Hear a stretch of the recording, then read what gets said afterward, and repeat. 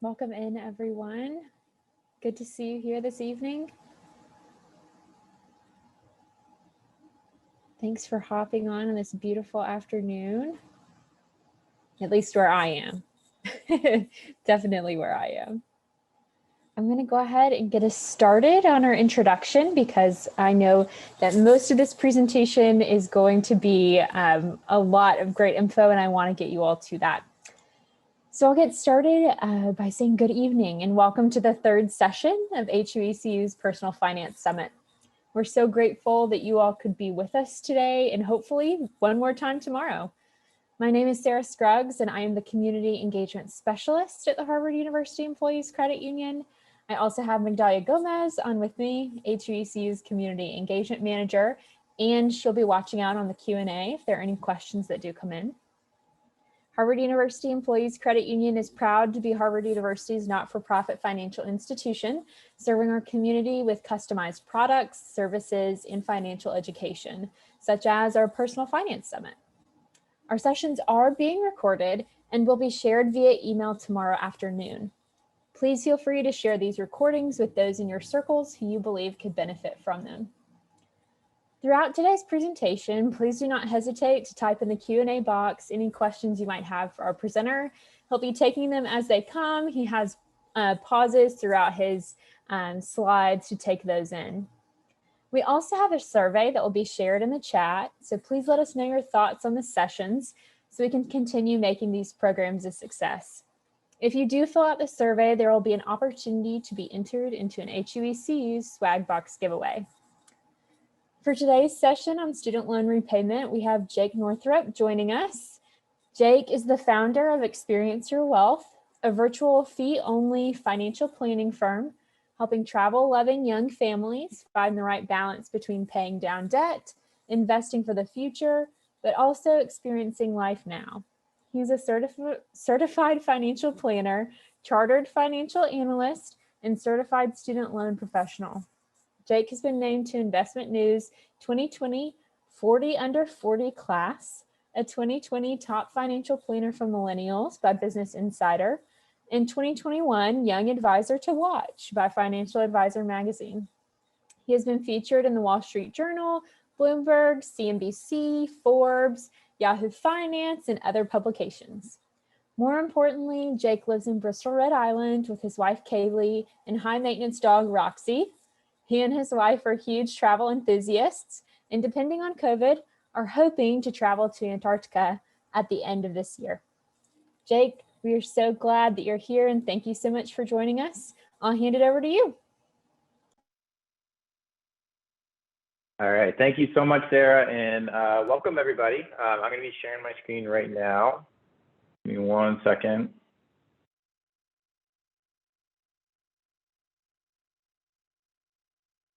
All right.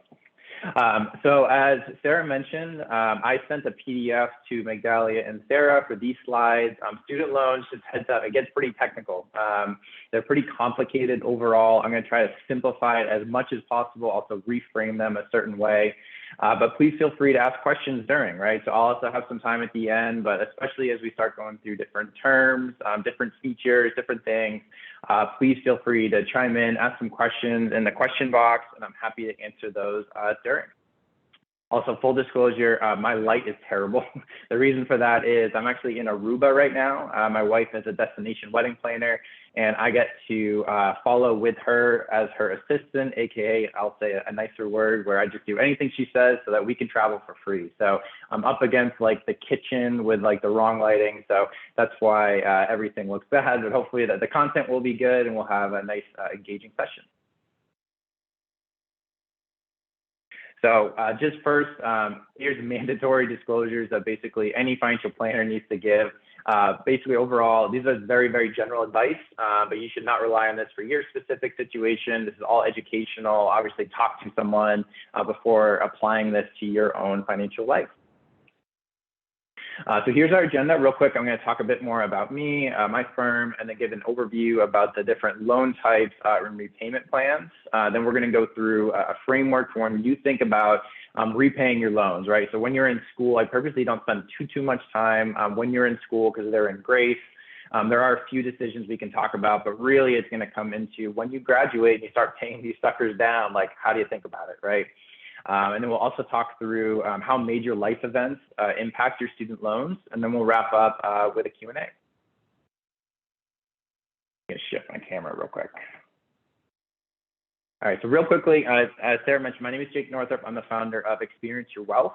So we specialize in helping travel-loving young families find the balance between investing for the future, paying down their debt, often student loans, but also experiencing life now. Completely independent. We don't sell any insurance or annuities. We charge our clients flat fixed fees. They always know exactly what they're paying for. A lot of my clients actually have 6 figures of student loan debt. So I'm often talking to them about how to navigate their student loans, how that factors in with some of their other financial goals.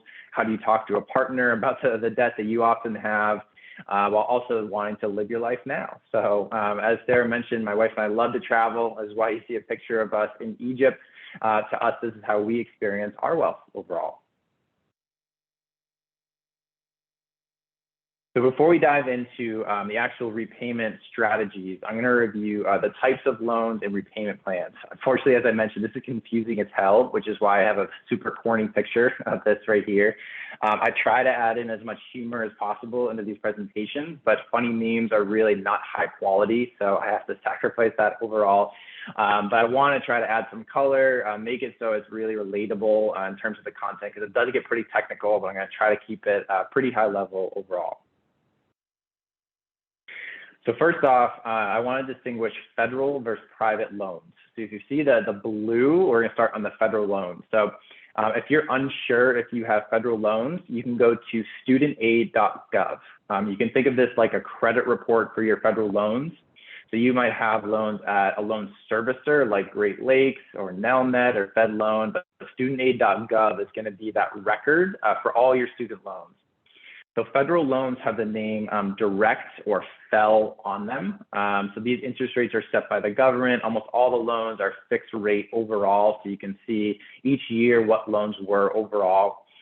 When you think about federal loans, think about flexibility, right? Federal loans equals flexibility. Flexible repayment plans, forgiveness. This is a big difference between those of private student loans. So private student loans, vice versa, rather than being owned by the government, they're owned by a private bank, right? So there is no like studentaid.gov where your private loans are going to show up. So if you have private loans, you'll see it on your credit report, right? So you'll also likely have online access to the bank or something like that. But unlike federal loans where the interest rates are set for everyone has the same loans. Private loans vary, right? It's just like you go out and take a car loan or a mortgage, a lender's going to look at you and say, okay, what's the income of either you or a parent? How much risk do we think this is going to be? And then set interest rates accordingly. So private loans are not really flexible. Payments are fixed. They're not going to change typically based upon your income. In addition, if you pass away or disabled, like that can actually not be good for private loans versus federal loans. There's more flexibility. I'm certainly not trying to hate on private loans at all. They definitely have their place. They have lower interest rates than federal loans overall, but it's definitely not a given that you should take your federal loans and make them private. We'll talk more about that later, but wanted to first distinguish. So blue federal loans, think flexibility, set by the government, have the name direct or FEL in it. Green is private loans set by banks. There's more customization around that, lower interest rates potentially, but with that comes lack of flexibility overall. So types of federal loans. So as I mentioned, federal loans are going to have the name direct or FEL in it. The most common are direct Stafford loans. So these have the lowest interest rates and you borrow these first. They're subsidized loans. So subsidized loans basically means that when you're in school, the government is actually picking up the tab for the interest, right? So when you go to school, you still have interest that's accruing, but subsidized loans, the government comes in and pays that. Whereas unsubsidized loans, you're actually on the hook for that interest. It's not mandatory that you pay it during school. Some people actually do, they plan for it because it's going to help you more in the future. But there is a difference between subsidized and unsubsidized. Unfortunately, most people have unsubsidized loans. The reason for that is the government puts restrictions on the amount that you can borrow for subsidized loans. And then if you're in grad school or anything like that, you're very likely to have grad plus or direct unsubsidized loans. Both of those have higher borrowing limits, so you can borrow much, much more compared to the subsidized loans. The downfall is that interest is accruing while you're in school. Now, you don't owe payments because you're in grace, but there is interest that's accruing each year while you're actually in school. So those are the big types of loans. Perkins loans, more rare. Sometimes you'll see those depending on the organization or the college. And then there's another type of loan called a consolidation loan. This basically occurs when you take your existing loans and you consolidate or simplify them into a new loan. Sometimes that can make sense. So I've seen people that had like 12 to 15 different loans from undergrad, total headache. They were like, oh my God, I can't keep track of this. Let me just simplify, and that's a good path. But when you do that, it's a new loan that gets issued, right? So it's like loan A, B, and C here. Loan D is issued to pay off A, B, and C. So sometimes that can make sense, but what we'll talk about later is there's actually some type of loan forgiveness programs, which can be really beneficial. So if you do a consolidation, just be aware that you lose any forgiveness progress for loan A, B, and C here when D pays it off. So in other words, just be cognizant of how that works. Also, the government doesn't issue federal consolidation loans. This is a result of you saying, hey, I just want to simplify everything and have less loans overall.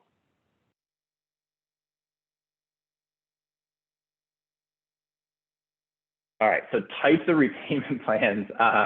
There are, believe it or not, there are 7 types of repayment plans. Not all loans are actually eligible for these plans. It is a total train wreck, to be fully honest and transparent. But I would say the most common repayment plans, there's 3 of them. One, and I'm going to pause after this for questions, because as I go through these and the loan types, I know I'm throwing a lot of terminology at you overall. One is the standard 10-year plan, super simple. You pay a fixed amount every month over 120 months, which means your loan is paid off after 120 months.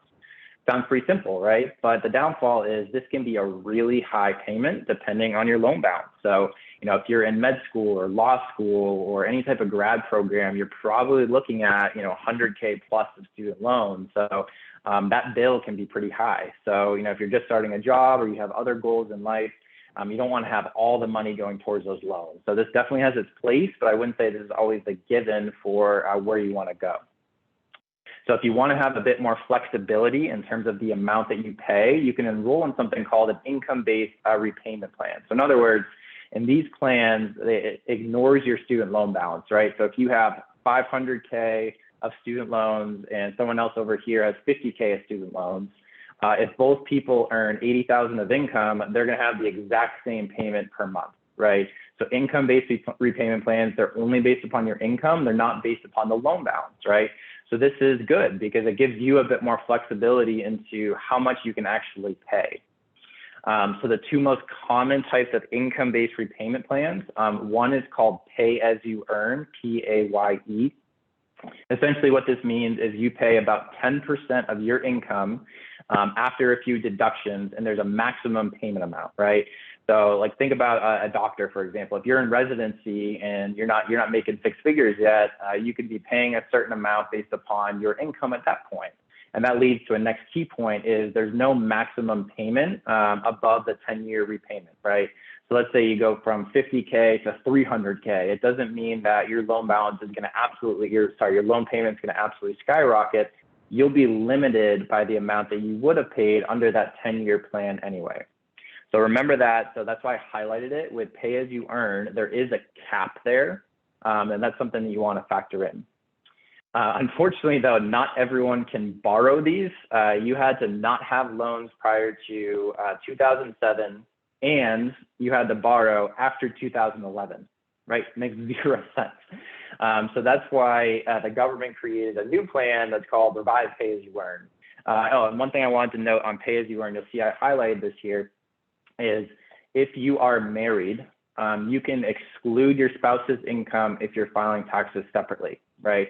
So if you have notes or anything in front of you, write down Pay As You Earn, P-A-Y-E, 2 points below that. 1 is maximum payment equals 10-year repayment plan. And 2, you can exclude your spouse's income. This is really, really important when you think about getting married, because a lot of people get surprised that marriage skyrockets your student loan payment overall. So the other popular one is called revised pay as you earn. And as I mentioned, it got its name because Congress had no idea what it was doing. They were basically like, oh crap, pay excludes a lot of people that could be on it. Let's have a new plan and call it revised pay as you earn. So everyone with direct loans can elect in it, regardless of when they had loan dates. 2 key differences though with pay as you earn. 1, there's no maximum payment, right? So there's no cliff there. So especially if you see a big jump in income, it means you could see your actual monthly payment skyrocket from there. And 2 is you can't exclude your spouse's income if you file taxes separately, right? So we're going to talk about that more in the future. But so in other words, if you file taxes separately and you're on revised pay as you earn, the government's going to be like, no, it doesn't matter. We're going to include that spouse's anyway. But if you're on pay as you earn and you file separately, your payment is only based upon your income, not your spouse's. So it's very, very important overall. One other feature with a revised pay as you earn, you'll see this at the bottom, is that the government pays 50% of any unpaid interest for loans. So in other words, let's say you have $100,000 and based upon your income, you're paying $400 a month, but the interest is accruing at $500 a month, right? So in other words, you're paying $400 here, but the loan balance is growing $500. So there's a $100 gap right here where your loan balance is going to grow. With Repay, the government's saying, hey, we're going to pick up 50% of that tab.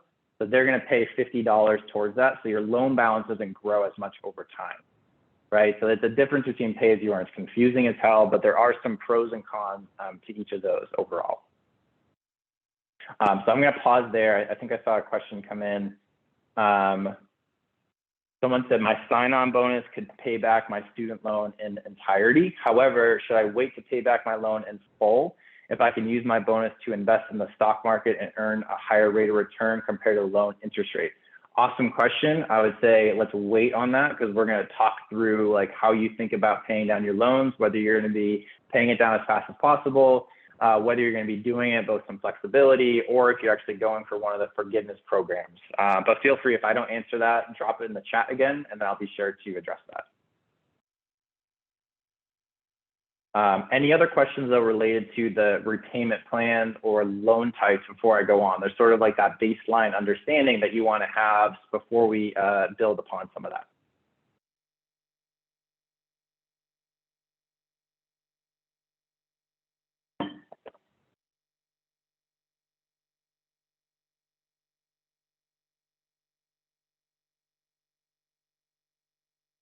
I either explain that very well or all your heads are spinning. So I think I'll go with the first one for that. Again, slides are going to be given to you. So if you want to reference this tomorrow or something, you'll have it.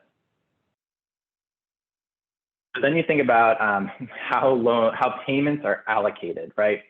So let's say, again, you have a $100,000 student loan balance, but if you peel back the layers with that, you actually have $90,000 that was initially issued to you.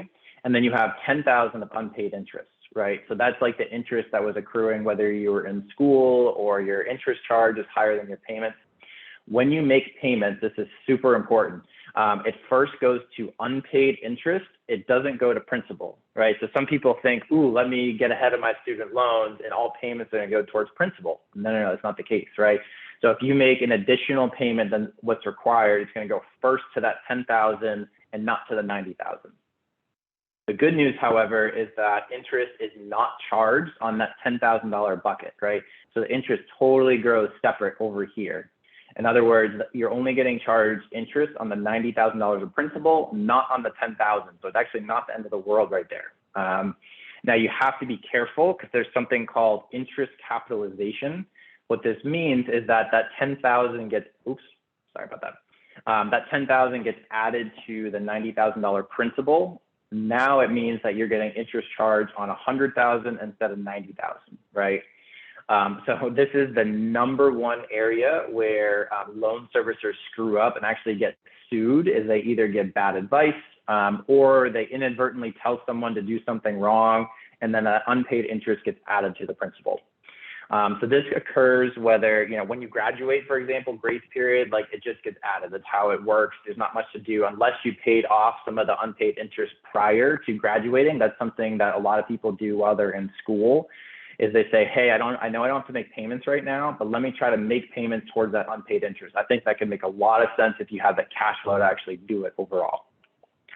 But when does that 10,000 get added to the 90? One is if you're on an income-based repayment plan, you need to certify your income each year, right? So the government's going to be like, hey, someone's going to say, hey, it's time for you to certify your income. We have to recalculate your payment, et cetera. So you got to be sure to do that on time. If you don't do it in time, the loan servicer is like, oh, you're out of luck. We're actually adding that interest to the principal. Two is if you switch repayment plans. So if you're on revised pay as you earn and you switch to pay as you earn, it means that unpaid interest is going to get added to the principal, right? So you really want to be careful. If you have a lot in your unpaid interest bucket, which you can tell from studentaid.gov, you want to be really careful about when you make that decision because you don't want to increase the interest charge too much. So again, an area that a lot of loan servicers mess up, just think interest capitalization is bad. I want to do anything I can do to avoid that and always be careful about some of those decisions. Someone said, I think interest is accrued during studies is capitalized at graduation. Is that correct? Correct, because actually you're in forbearance. You'll see that last time. When you're in school, you're in forbearance, right? So loan servicers say they're mandatory to say we can't require any payments from students while they're in school. We want them to focus on their studies, not worry about their loans. But upon graduation, that's where this capitalization event happens, right? So they're going to give you a grace period to say, hey, you have time to figure out where you're working, all these things. But once that's up, that 10,000 is getting added to the 90,000. So that gets back to what I said earlier is if you can, if you have the cash flow while you're in school, you're working, you might want to pay down that $10,000 unpaid interest bucket to reduce your future interest charge, right? So in other words, in the future, once you graduate, you're only charged interest on the 90,000, not the 100.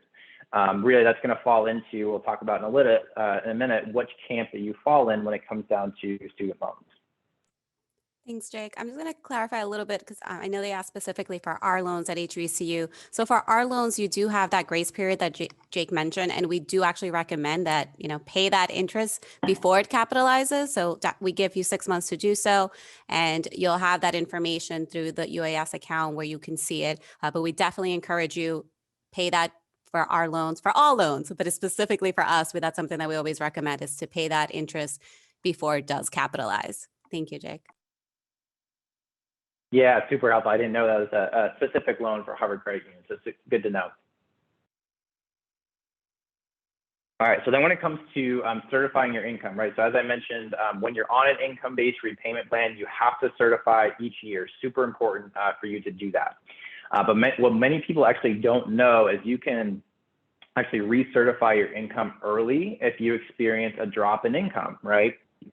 So for example, whether last year COVID hit and you lost your job, you can call your loan servicer up and be like, hey, I don't have any income right now. And they're required to then make your payment $0 a month, right? So that's something that you can do there. Another one could be, let's say you switch jobs, you have a gap in employment, you can call them up and be like, hey, I don't have income right now. Can you make my payment $0? And they're required to do that. So I tell people that's flexible. That's why you think back to federal loans being flexible, because you can change your payment amount based upon your income. Now, there's also no requirement to recertify your income if your income jumps. So you don't have to call them up and be like, hey, I went from earning 50K to 100K. Can I pay you more? There's no requirement to do that. You can wait till the following year.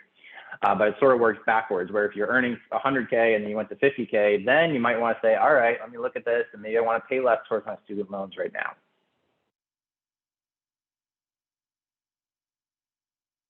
All right, so that was, I know that was a lot, but it's needed in order to explain the repayment strategy. So what I'm gonna do is sort of frame it as you can fall into one of three camps overall, and hopefully you'll be able to identify which camp you're in. So then you have clarity in terms of the pace that you wanna pay down or not pay actually less towards your student loans overall.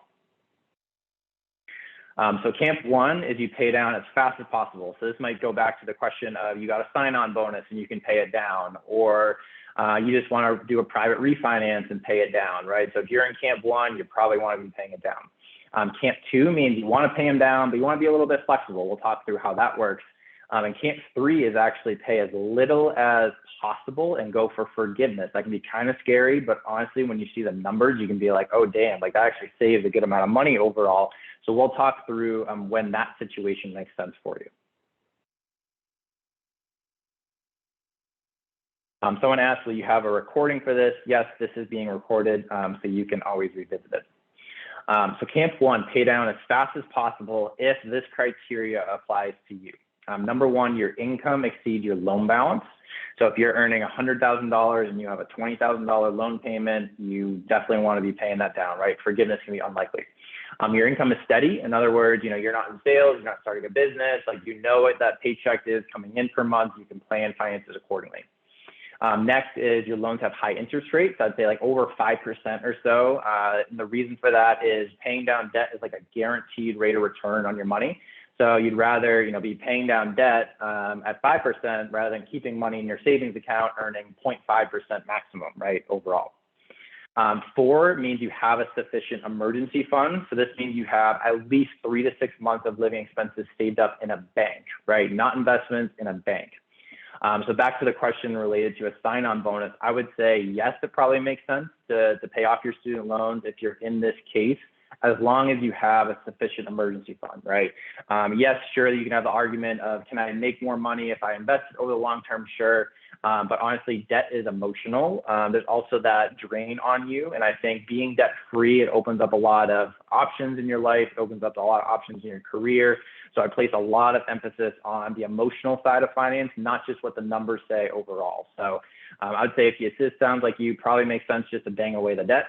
But as long as you have that emergency fund, because you wouldn't want to pay down your student loans and then you don't have enough cash, then something happens and then you're racking up credit card debt overall, right?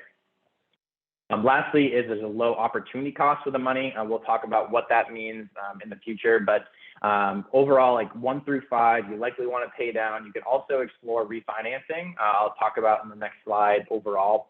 But you might want to wait on that overall just because currently there's some possibility of student loan forgiveness being floated around. Who knows what's going to happen with it? President Biden has expressed some interest in having some type of forgiveness across the board. So if you refinance to a private loan, you're not going to get forgiveness. But if you have federal loans, there is possibility of that, right?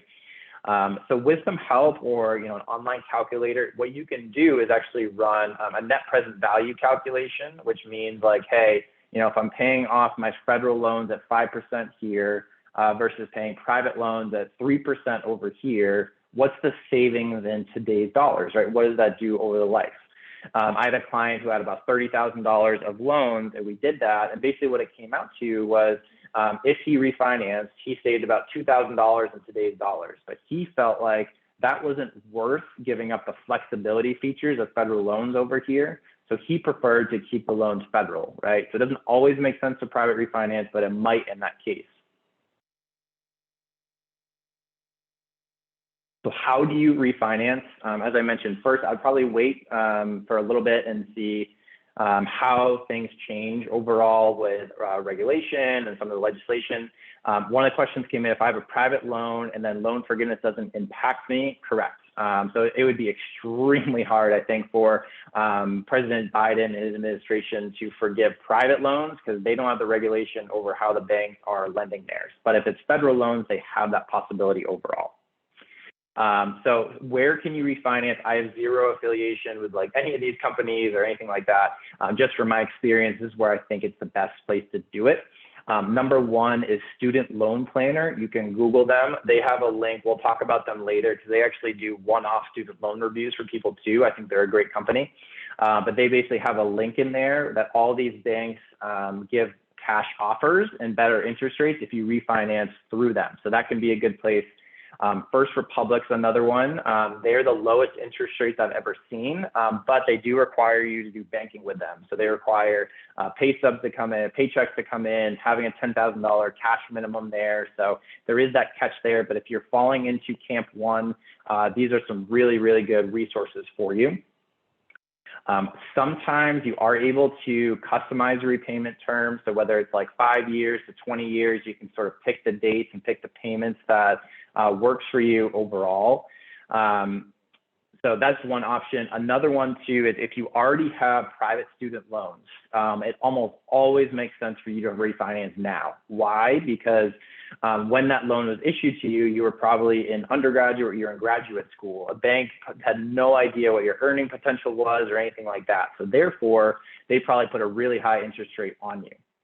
So now when you graduate and you have a job, your income is going to be probably higher. You're also going to have stability there. A bank would look at you and be like, all right, now you're less risk to repay this. We'll give you a lower interest rate overall. There's never a limit to the amount of time that you can refinance. So some people will try to like go to bank A to bank B to bank C to get all the cash offers. That totally works. The only thing to consider is each time you do that, it is a hard pull on your credit. So your credit score might take a ding temporarily, but it goes up over time overall. But obviously, as I mentioned earlier, just be really aware of the flexible federal loan features you're giving up when you're refinancing. So this decision, and we'll talk about this in a bit, this is actually the #1 mistake that I see some people make is refinance, and they didn't really understand that they could actually gotten loan forgiveness. And because when you refinance, you're kissing that goodbye. I had a question come in. It's pretty long, to be honest. I'm going to ask the person who submitted it to simplify it just so I can quickly read it and hopefully give some perspective. It seems more like personal with all the different things behind it. So if you could reframe that, make it more general, I will definitely answer the best I can.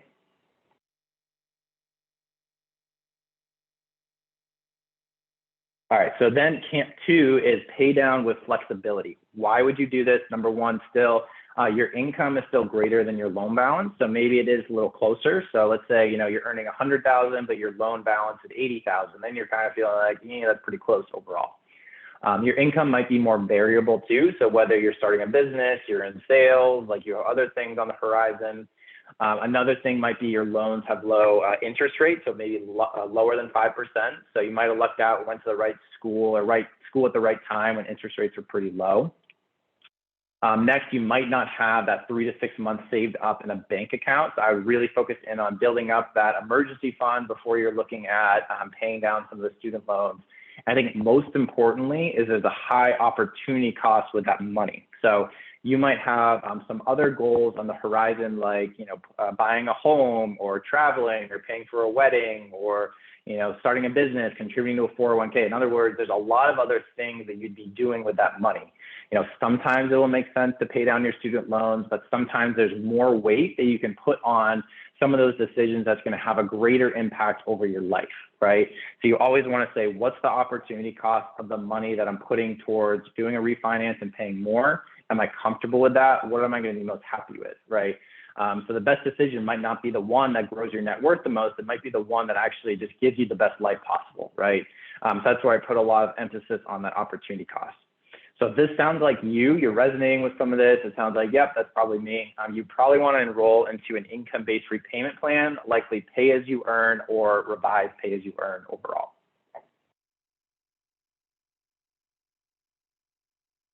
Then I'm going to explain Camp 3, and then I'm going to pause for some questions there. So Camp 3 is actually pay as little as possible. So when would this make sense? Because I know it's scary. It means your loan balance would grow. One is if your income is less than your loan balance. So let's say you're making $100K, but you're coming out with $200,000, $300,000, $400,000 of student loan. Honestly, not that rare. I've had some clients that have $500K plus the student loans. So it can definitely get up there. 2 is you work at a nonprofit, government agency, or you own a business. Even if your debt load isn't super, super high, if any of those sound like you might want to take a pause and be like, oh, well, let me look at some of the forgiveness options we'll talk about in a second. The loans have really high interest rates, so it might be really, really hard to pay down. You don't have an emergency fund, and again, you don't have you have a high opportunity cost with the money. So compared to the last camp, this camp, the difference is your income, your student loans are greater than your income. And secondly, you work at a nonprofit, government agency, or you're owning a business, and we'll talk through a little bit why. So if this sounds like you definitely want to explore income-based repayment, and you might want to look at what forgiveness actually means for you. So before going into PSLF, I'm going to pause and see what questions come in from there.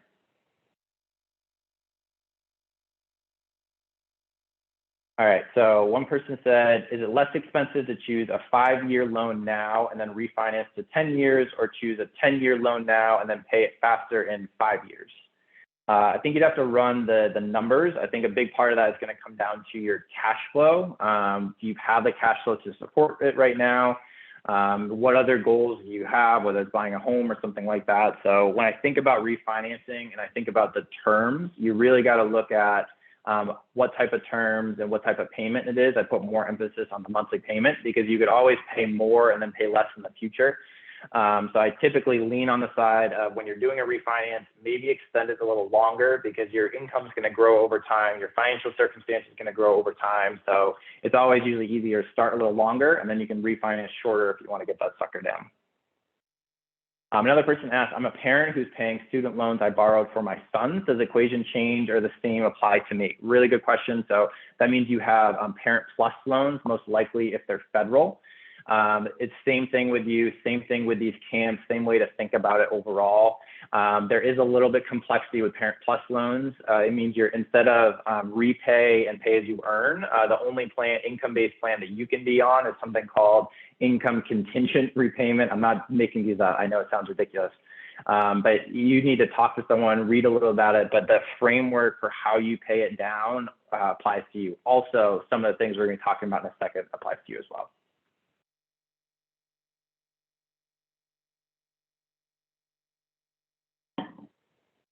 All right, and we're doing pretty good on time too, which is nice. All right, so any Dumb and Dumber fans out there is going to get this. This is one of my favorite memes of all time. So public service loan forgiveness, you might have heard of it before. Some people call it PSLF. This is when your loan balance is forgiven tax-free after you make 120 qualifying monthly payments if you have, and all of this must apply. So number one, right type of loans, which mean you have to have direct loans, no foul. Number two, on the right type of repayment plan. So you have to be on some type of income-based or standard repayment plan. Number three is the right type of employer. So you have to work at a nonprofit or government agency, really specific there. And number four is you need the right type of documentation. In other words, you need to certify your income on time. You need to have your employer signing off saying, hey, this person actually did work here, and have all of that documented. If you're like, holy crap, yeah, it's super complicated. This is a true statistic, is that 99% of applications have been denied, but that's actually a wildly misleading stat. Why? It's because nobody had a shot to actually qualify in the first place. They either didn't have the right type of loans, they didn't work at a nonprofit, they didn't have 10 years. So that's the stat that needs to be, that's the stat that everyone hones in on overall, but you shouldn't let that scare you, because I have seen there's documentation of people getting it. You're able to certify your credit each year. So you can, for example, if all this applies and you work 12 months, you can certify your PSLF, and then you can see, hey, I have 12 months of credit. You do it again next year, you have 24. You do it again next year, you have 36. So you're able to see your credit there. So that stat is wildly misleading. This is why I have the meme here. I had one question that came in. Do you need to be working full-time at a nonprofit? Yes, but full-time is defined as 30 hours per week, or what the employer requires there. So there is a two-pronged test there. So there isn't like 40 hours, it's not too strict, but there is that 30-hour requirement actually working full-time there. So as I mentioned, this is a really powerful program. It's also scary because if you're going down this route, you probably want to pay as little as possible, right? So that includes things like, if you're married, you might want to file your taxes separately so that the spouse that's going for this has a lower monthly payment. You might want to save more on the spouse going for PSLF and things like 401ks or 403bs to lower their taxable income there. So if this sounds like you, I urge you to have a professional help you, at least initially, because you don't want a surprise of like, hey, I was going for PSLF the whole time. You apply and then they're like, sorry, you didn't get it. And you're like, oh crap, what do I do? Again, the good news is you can see your credit every single year. So it's not a big surprise if you're doing it right, but you need to meet all that criteria overall. So doctors, big one. If you're in the medical field, you're the #1 profession that can get this. Lawyers, unfortunately, it's not so much. There are some nonprofits that you can work with within the law firm, but really it's medical professionals that are most likely to actually qualify for this.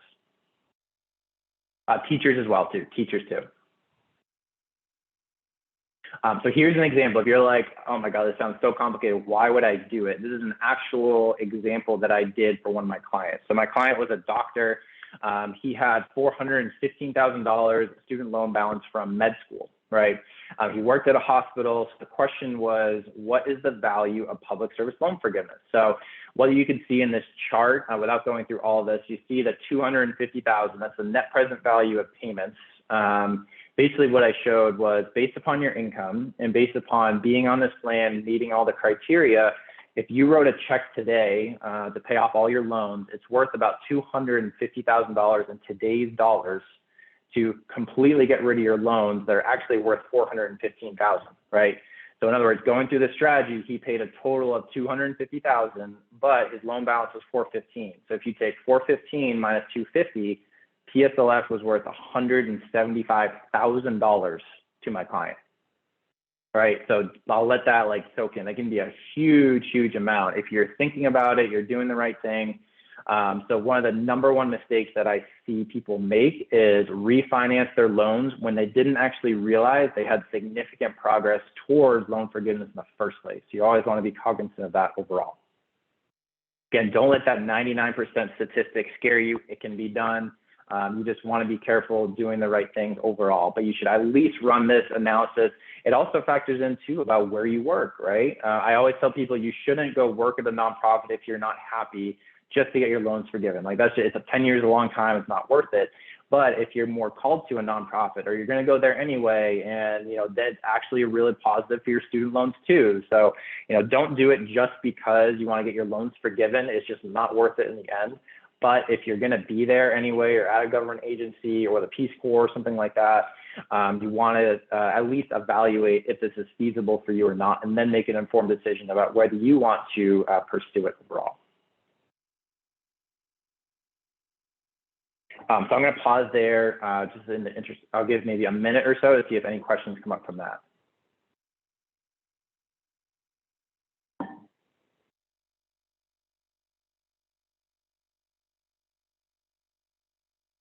One person said that Harvard Credit Union has a 25 basis point reduction on interest for automatic recurring payments, which seems pretty generous. It is. Anything to be aware of before signing up? Migdalia or Sarah, I'll let you answer that if there's anything else related to the Harvard Credit Union, but I would just say from a general standpoint, if you have federal loans, you just always want to be cognizant if you refinance, you're giving up some of the flexible features and loan forgiveness of having those federal loans. Thanks, Jake. And for our loans, the ones that if you do the refinancing with us, there is nothing to look out for. It's something that we do. And it is pretty common too. I would look at other refinancing. Of course, we'd love for you to refinance with us, but it is pretty common across the board that when you do a refinance, whether that's for a car, whether that is for most products, you will get that automatic interest rate reduction if you sign up for automatic payment. And for you, it's sort of peace of mind as long as you budget for it and you know that you have the money in the account. And then for the lender, there's the benefit of them knowing that that payment is scheduled to come every month on time.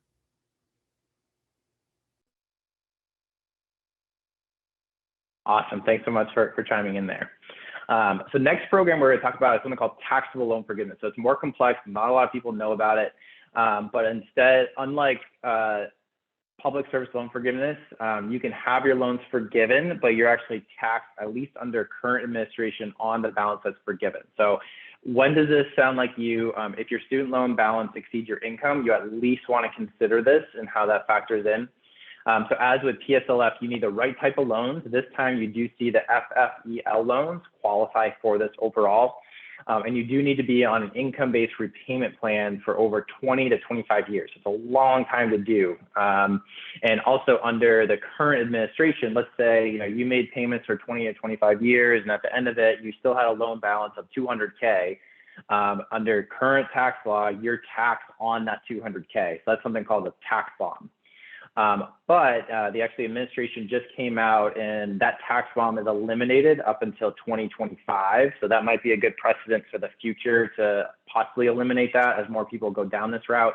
But if you feel like, hey, just paying down my student loans means that I'm not going to have a life for 10 years, I'm not going to be able to start a family, I'm not going to be able to buy a home. It sounds like you at least want to see how this works for you. And this is an example of something that I showed. So this person had $250,000 from law school. She had interest rates between 6.8 and 7.9%, not great overall. She wasn't working at a nonprofit, so therefore PSLF was not an option. And the question was, what is the value of pursuing that taxable loan forgiveness at different income levels? So you can see the far left is the income rates ranging from 50 to 250. Column 1 is the net present value. So you think of today's dollars, how much the loans cost, and go all the way to column 6, and that shows, well, what's the savings of taxable loan forgiveness versus a private refinance, right?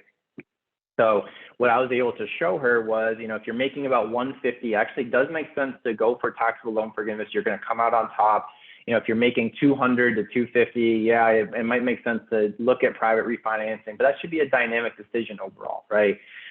So if you have, well into the 6 figures of student loan debt, you at least want to run the numbers. You can always make a different decision based upon what comes out from that, because from an emotional standpoint, it's very unnerving to see a loan balance grow overall, right? I get that. But it's actually a cool strategy because, the loan balance that's forgiven, at least under current law, as I mentioned, that's taxable income, but there's going to be a tax bill at some point. So a lot of my clients, what they do, and a lot of what other people do, is they just start saving for that on a monthly basis, right? So they have cash aside. It's not like they have to come up with the money for that tax bill. If I was to guess, I think that tax bond is probably going to be gone in the future, but who knows there. And also you're able to think about ways, well, maybe you lower your income tax rate in a certain year, right? This is where I nerd out, because I think about what does someone want to do with their life and how can that factor in with different things with their loans. So I have 2 clients that are planning a badass sabbatical in the year that their student loans are forgiven, because think about it, if they're not earning income that year, their income tax rate goes to 0, which means this tax bomb is much, much lower and actually saves them a lot of money overall, right? So there's cool ways that you can think about how the loans will mold into your life overall. I want to spend real quick just some time about medical professionals, because residency and fellowship is such an important time. If this doesn't apply to you, just it's only take a minute or 2. But if this does apply to you, you definitely want to pay attention. So entering residency is the most important decision for medical professionals, and often the one that makes a lot of mistakes. Basically, you have 2 options. One in the blue is keep your loans in deferment, or the other one in green is begin repaying, right? So blue, the easiest solution is just keep deferring. It means you have a $0 payment. It helps with cash flow because you aren't making much during residency. The downside is that your loan balance is going to be growing, and you're not getting credit towards public service loan forgiveness during that time, right? The better solution, if you can, is to start paying towards your loans, but this requires proper financial planning, right? So you need to be sure that your cash flow can support it.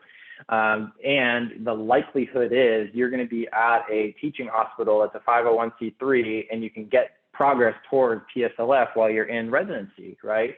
So if you know this ahead of time, you can look at it and say, hey, I'm going to purposely pay a little bit more while I'm in this. I know it's going to suck from a cash flow standpoint, but I'm going to plan for it so I can get more progress towards the PSLF. So I'm not going to go into too much of the weeds related to starting and repay and then switching to pay, but overall just think if this sounds like you might want to think about paying them off even though you're not required to, or paying towards them even though you're not required to.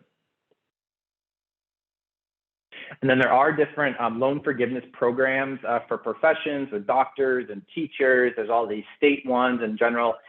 Basically, what I recommend is Google loan forgiveness programs for certain professions and states. So, if you're a lawyer working in a low income area, like there's some loan forgiveness programs for that. If you're a teacher in a low income area, there's some loan forgiveness programs for that. So in addition to the two big ones, which is public service loan forgiveness and taxable loan forgiveness, those are some ones to factor in as well. And then we're in sixth, seventh inning. We're going to talk about some life transitions here. I know I'm going a little bit quick, but I'm trying to wrap up in the next 5 minutes so we can have some time for questions at the end. Marriage is a big one, right? So marriage is going to impact your loans if you are on an income-based repayment plan. So if you file taxes jointly, your spouse's income will now be included in your student loan calculation, which will likely increase your payment a good amount. If you file taxes separately, you can exclude your spouse's income as long as you aren't on repay, right? Remember, you wrote down repay, you can't exclude spouse's income. So you want to be sure you're on the right plan there. Remember, if you're going for public service loan forgiveness or taxable loan forgiveness, your goal is to pay as little as possible so that you get as much value. So that might be something that makes sense. If both spouses, though, have student loans, like it's so complicated, guys. I'm not going to go into too much detail. That's why I put the language in there. I can't say it out loud, but it gets complicated. Just get help or Google it. There's some resources. I can send you some blogs and stuff like that. Buying a home, this is a big one because actually it surprises a lot of people where lenders are going to look at your debt to income ratio, credit score, and maybe the student loan balance that you have, but student loans are treated differently depending on the actual mortgage that you get. So if you get an FHA loan, which means that you put very little down, usually less than 5%, the lender is going to look at the greater of 1% of your loan balance and the actual payment, right? So that's pretty important overall. So that's something to factor in. So, if you have $300,000 in student loan debt and you're going for an FHA loan, they're going to use 1% of $300K overall, right? But if you get a conforming loan or jumbo loan, that means that you have a higher down payment amount. They only use your current payment amount. In other words, they exclude the loan balance entirely, which is really, really impactful for things. So let's say that you want to pay for a home and you're currently on like the standard 10-year plan, right? You might say, hey, I'm just going to enroll an income-based repayment plan for the next year so that my monthly student loan payment is lower and therefore my debt to income ratio is better, right? So there's ways that you can plan for your student loans for you to think about that. One question I had, I thought I addressed this, so I'll talk it again. It was the question related to a sign-on bonus. Should you pay off your student loans entirely, or should you use your bonus to invest in the stock market and earn a higher rate of return compared to the loan interest rate? I think it relates back to which camp that you fall in overall. Are you in camp one? Then it likely makes sense to pay down the student loans. Also, a big factor of that is what's the opportunity cost of the money overall. Another one too is just how do you feel about the student loan debt, right? Even though you probably could invest in, over time, you're likely to get 6-7% and your loan might be at 3 or 4%. I put a lot of weight on how the debt impacts you emotionally and how that factors into some of your cash flow overall. So it's a case-by-case decision. I know I'm sort of dancing around it. If it was me, I would pay down the debt, and then you're always going to be able to invest in the future. Another question, is there something international students with over $100,000 of loan debt should look out for in particular? Great question here. It gets pretty complicated, but so you certify your income with your US-based income, right? So there's something called the Foreign Income Exclusion Act. So if you're working overseas, then that means that your US income is pretty low, which means your student loan payment can actually be zero overall. So it's going to depend on where you're working overall. I think that factors in, but if you're working in the US, there's no difference. And your earnings here is the same thing as everyone else. One person said employed COVID related and don't know when I'll be fully employed again. Would there be any way for me to negotiate a lump sum partial payment for my private student loans and have the rest forgiven? I think the question, I don't know if it's negotiating with the loan servicer or the employer. I'm going to go off the assumption that it's the employer. You can always negotiate with an employer. There are some employers that have student loan repayment plans in place, so you can go there and they actually pay off a certain amount, which is great overall. If you're talking to a loan servicer, you can tell them, hey, I don't have any income right now. You have $0 payments over there, but loan servicer. Private loan. Yeah, so if you have private student loans and you don't have any income, talk to your loan servicer, right? They might be able to work with you. A lot of people too, like when COVID hit, a lot of people, there was mortgage forbearance and people let them like tack on the unpaid interest and wait on it. So I would definitely contact your private loan servicer and ask them what options do you have because you don't have any income right now. I'm going to wait on the Foreign Income Exclusion Act till the very end, just because that's pretty complicated overall. Starting a business real quick. So if you are starting a business, cash is king. And you can think about it of, okay, well, if I'm starting a business, maybe I don't want to pay off my student loans really quick. And instead, I want to keep cash to invest in my business, right? So there, you could always think about, hey, well, I have zero income if I'm starting a business, or it might be lower. So you could think about how can you support you to run your business the right way, right? My wife and I both started businesses in 2019. And at that point, we were like, we don't want to pay down towards student loans at this time. We want to prioritize into businesses. We certified our income, said, hey, we don't have anything right now. We are able to pay zero, help with cash flow a lot overall. All right, wrapping up with just some, what should you remember? And then I'll pause for questions overall. Number one, I think this is the most important. I always tell people your life should drive your student loans. Your student loans shouldn't drive your life, right? That kind of gets back to the PSLF example where I wouldn't go work at a nonprofit for 10 years if it's not going to make you happy. So what's your ideal life? What's going to excite you? And then how can your loans support you around that? I'm not really a big fan of the Dave Ramsey of go, live on beans and live in a terrible place or do all these things just to pay down your debt.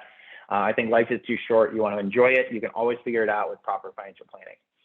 Number two, studentaid.gov. I would visit to see what loans you have, what are the federal loans you have, what are the interest rates, what's the unpaid interest balance. Number three, don't do a direct consolidation or private refinance until you fully understand the loan forgiveness programs, PSLF, other things, the flexible features that you're giving up overall. If you are pursuing PSLF or taxable loan forgiveness, be sure to stay on top of the income certifications, document your payments, make sure all your I's are dotted, T's are crossed so that there's no surprises. And then last two, be sure to identify just how different life transitions are going to impact you, marriage, buying a home, starting a family, all those big things should trigger and think, okay, how do I think about this and how should that impact my student loans? One person asked when finding a professional, that goes right here, how to find help. So I think there's two ways to do this. One is there can be a fee-only certified financial planner, or two is a certified student loan professional. I put in here, if you want like a one-off loan review, a student loan planner is awesome. So you go to them with your loans, you're like, hey, what's the right repayment plan for me? What's PSLF? How does that factor in? They'll do great work. They charge like a flat fixed fee. Usually it's anywhere between like $400 to like $700 or so.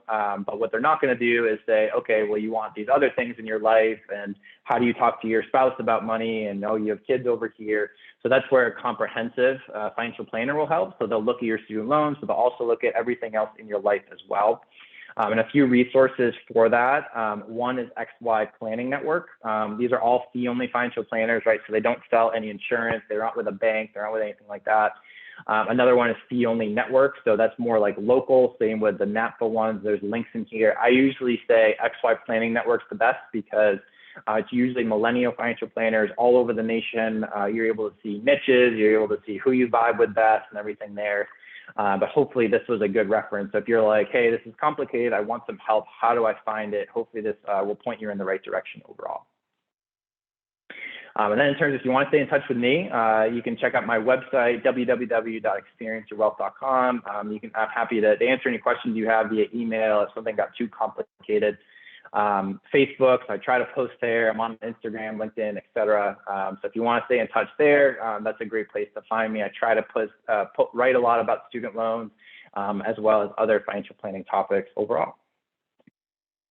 So the person who asked about the Foreign Income Exclusion Act, I would just say, can you email me my email, and I'm happy to do it there. I just don't want to over confuse everyone because it's super complicated. But hopefully there'll be some other questions as we wrap up.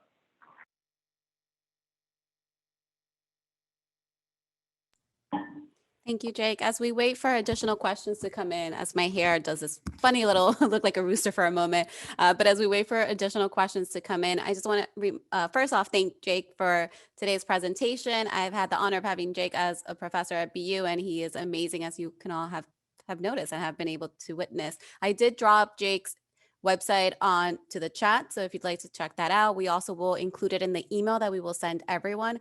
You'll get an email by Monday with all recordings, including today's and Jake's contact information and presentation as well.